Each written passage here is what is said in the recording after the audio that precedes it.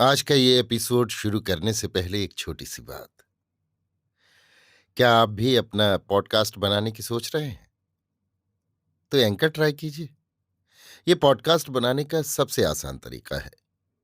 Number 1, ये free है। Number 2, इसमें कई सारे ऐसे टूल्स हैं जो आपको अपने फ़ोन और कंप्यूटर पर रिकॉर्ड और एडिट करने की फैसिलिटी देते हैं। नंबर 3, आप अपने पॉडकास्ट को डिस्ट्रीब्यूट भी कर सकते हैं, जिससे इसे स्पॉटिफाई और दूसरे प्लेटफॉर्म पर सुना जा सके।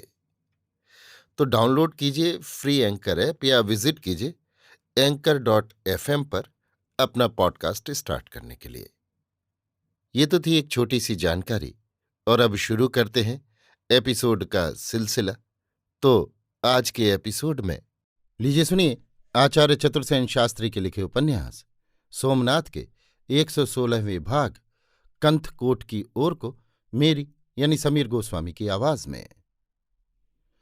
पाटन से नलकोट तक और आबू से झालौर तक राजपूतों की 1,00,000 तलवारें महमूद के स्वागत के लिए उतावली हो रही हैं। जब महमूद ने ये सुना तो उसका चेहरा भय से पीला पड़ गया। इतनी बड़ी सेना का सामना करने का साहस अब महमूद की सेना में न था। उसकी सेना में अनेक प्रकार के वहम और संदेह घर कर गए थे। वे अब वैसे भूखे भेड़िए न थे जैसे गजनी के पहाड़ी इलाकों से शिकार की टोह में निकले थे। इस बार उनकी जीनों में सोना मोती और हीरा मोहरे ठसाठस भरे पड़े थे, और अब उनका मन युद्ध में नहीं अपने घर जाकर मौज मजा करने में लगा था। घर छोड़े उन्हें बहुत दिन हो चुके थे। वे अब पीछे लौटने को उत्सुक थे।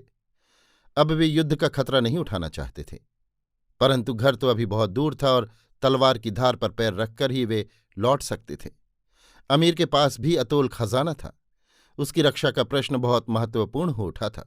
उसके लिए वो अधीर हो उठा। फिर शोभना के प्रेम ने उसे विगलित कर दिया था, और अब वो दुर्दांत योद्धा नहीं, आकुल व्याकुल मिलन आतुर प्रेमी था। जितने ही भी क्षण बीतते थे उसके लिए भारी थे। वो जल्द से जल्द भारत की सीमा को पार कर प्रेयसी का प्रेम प्रसाद पाकर धन्य हुआ चाहता था। इतनी बड़ी सेना से लोहा लेना आत्मघाती ही था।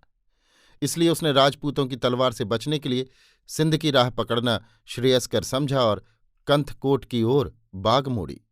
भंभर पहुंचकर उसने अपने विश्वस्त ममलूक योद्धाओं की संरक्षता में खजाने के हाथियों को इस्लाम कोट की ओर आगे रवाना कर दिया और आप सारा लाव लश्कर लिए धीरे धीरे सिंध में घुसा।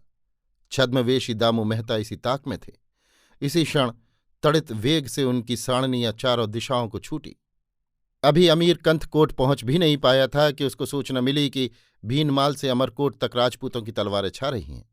अजमेर के नए चौहान राजा महाराजा वीसलदेव अपने चाचा ढूंढीराज के साथ पीलू के मैदान में उसकी राह रोके 60,000 योद्धाओं के साथ महमूद के रक्त से अपने पिता धर्मगजदेव का तर्पण करने को सन्नद्ध खड़े हैं। सुनकर अमीर दाढ़ी नोचने लगा और उसका सिर घूम गया। आज उसे सोमतीर्थ का विजेता फतेह मोहम्मद और तरुण मसूद याद आ रहे थे। उसने देखा मेरा सारा ही खजाना शत्रु की डाढ़ में चला गया।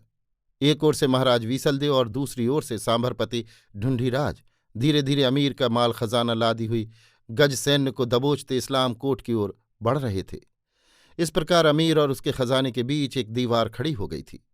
इसी बीच उसे दुखद समाचार भी मिला कि महाराज भीमदेव अमीर की पीठ पर दबाव डालते हुए भीनमाल से आगे बढ़ रहे हैं। अब तो अमीर को चारों ओर से मृत्यु मुंह बायों से समूचा निगल जाने को विकराल रूप धारण किए निकट आती दिख पड़ी। अब यही नहीं कि इतने यत्न से लूटा हुआ उसका सारा माल खजाना छिन जाने का भय था, उसका तो सर्वनाश ही समुपस्थित था। वो पागल की भांति अपने खेमे में बफरे बाघ की भांति घूम रहा था। उसके वजीर सेनापति सब निरुपाय थे। अब उसके सामने एक ही राह थी कि वो कच्छ के अगम महारन में घुसने की जोखिम उठाए, परंतु इस अगम रन को वो पार कैसे करेगा? उसके पास साधन कहाँ है, ऊंट कहाँ है, पानी कहाँ है, पथ प्रदर्शक कहाँ है? वो किसका विश्वास करे, किसका आसरा तक कि कहाँ जाए? आज तो खुदा के बंदे महमूद को खुदा भी राह नहीं दिखा रहा था। उसके सेनापतियों ने लड़ने से साफ इनकार कर दिया था। निरुपाय अपने सब धन रत्न से निराश हो वो पीछे भंभर की ओर मुड़ा। कच्छ के महारन में घुसने को छोड़ उसका किसी तरह निस्तार न था। बाग मोड़ने के समय उसने शोभना से कहलाया, खुदा का बंदा महमूद दौराने गर्दिश में है, वो आपको आज़ाद करता है, आप जहां जी चाहे चली जाएं। अब्बास अपने 500 सवारों के साथ आपकी रकाब के साथ है। परंतु शोभना ने जवाब दिया, ये रिहाई नहीं, बेबसी है। मैं मंजूर नहीं कर सकती। आपकी इस मुसीबत में मेरा भी हिस्सा है। अमीर नामदार जब अपने उरूज और रुतबे पर हों और इस बंदनी को रिहाई देना चाहें तो उस समय देखा जाएगा। शोभना के इस जवाब से महमूद इस विपत्ति में भी बाग बाग हो गया। अभी आप सुन रहे थे आचार्य चतुर्सेन शास्त्री के लिखे उपन्यास सोमनाथ के 116वें भाग कंथकोट की ओर को मेरी यानी समीर गोस्वामी की आवाज में।